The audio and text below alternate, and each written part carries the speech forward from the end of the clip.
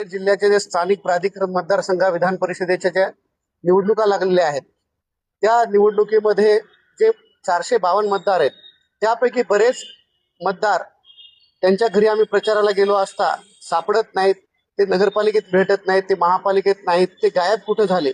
कारण त्यांच्या घरच्यांना सुद्धा आम्ही विचारपूस केली, त्यांना सुद्धा माहित नाही की नगरसेवक गेले कुठं.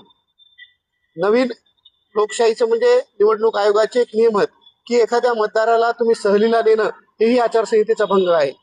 तर असं प्रस्थापित जे उमेदवार आहेत त्या मतदाराला म्हणजे त्यांना फूस लावून, त्यांना वेडं बनवून, त्यांना पैशाचा आमिष दाखवून ते गायब करतायत, सहलीला घेऊन जात आहेत. असे सर्व नगरसेवक गेले कुठं? त्यांचा घातपात झाला की काय?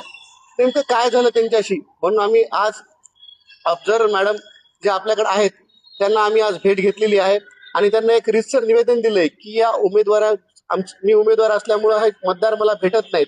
हे नगरसेवक जे सन्मान्य सदस्य आमचे आहेत ते गेलेत कुठं? काही जण म्हणतात गोव्याला गेले, काही जण म्हणतात गुवाहाटीला गेले, काही जण म्हणतात तिरुपतीला गेले, देवदर्शनाला गेले. अशा अनेक अफवा आहेत की अफवाच आहेत की कारण आम्ही सुद्धा आमच्या टीमनं सुद्धा त्यांना फोन केले. काही जणांचे फोन उचलत नाहीत, काही जण नॉट रिचेबल आहेत. ते गेले कुठे? यांचं अपहरण झाले की काय? यांच्यासोबत काही घातपात होऊ नये म्हणून आपण जिल्ह्याचे जिल्हाधिकारी व जिल्ह्याचे पोलीस अधीक्षक यांना सूचना द्याव्यात, यांचे लोकेशन ट्रॅक करावं आणि यांना सुखरूप घरी आणावं. यासाठी आम्ही लेखी निवेदन आज ऑब्झर्वर मॅडमला दिलेलं आहे. माझ्यापेक्षा जास्त आपण मीडियाचे प्रतिनिधी आहात. आपल्यालाच कळतंय की मीडियामध्ये विविध वृत्तपत्रामध्ये बातम्या येतात की नगरसेवक सहलीला गेले, गायब झाले. अशाने लोकशाही जिवंत राहणार आहे का?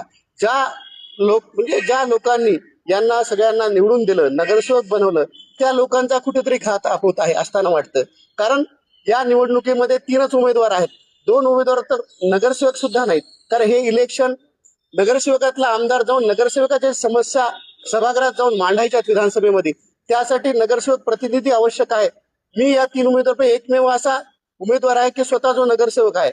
नगरसेवकाच्या जे सकाळपासूनच्या संध्याकाळपर्यंतच्या अडचणी असतात, जे इथले सीओ असतील, इथले आयुक्त असतील, ते काम करत नाहीत. हे कुठेतरी विधानसभेमध्ये त्या नगरसेवकाचे प्रश्न मांडण्यासाठीही इलेक्शनचा ही निवडणूक त्यासाठी आहे. विधान परिषद मधून नगरसेवक प्रतिनिधी गेला पाहिजे.